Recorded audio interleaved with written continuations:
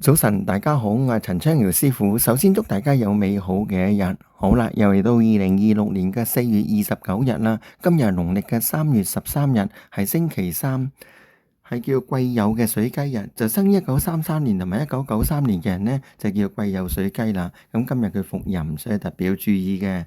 嗱，雞呢就會同兔相沖，就沖一隻呢叫丁卯嘅火兔，就生1927年同埋1987年嘅人呢，就叫丁卯火兔啦。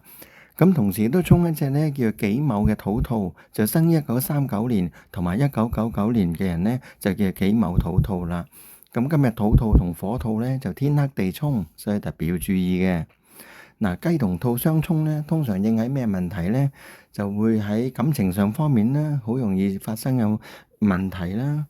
咁身體方面呢，特別要小心呢，手手腳腳嘅受傷啦。特別尤其是係車禍啦。所以呢，今日過馬路嘅朋友同埋揸車嘅朋友呢，特別要小心交通意外啦。嗱，逢沖呢就必動嘅。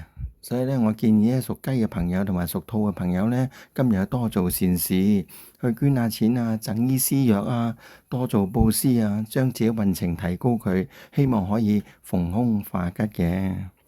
嗱，今日嘅30位呢，就係東面喎，咁東面呢，就千祈就唔好動土啦。咁尤其是屬兔嘅人就更加不宜動土，因為東面呢係兔嘅方位嚟嘅。嗱，今日特別要小心一個時辰，就係早上嘅5點到7點嗰個乙卯時啦。嗱，今日如果想催財嘅話呢，就最好呢就喺南面啦，因為今日嘅財位呢就喺南方嚟嘅。嗱，睇下今日有咩幸運嘅生肖啊！原來屬蛇、屬狗、屬龍、屬蛇、屬牛、屬鼠都係幸運嘅生肖嚟嘅。好啦，今日就講到呢度為止，聽日再見啦。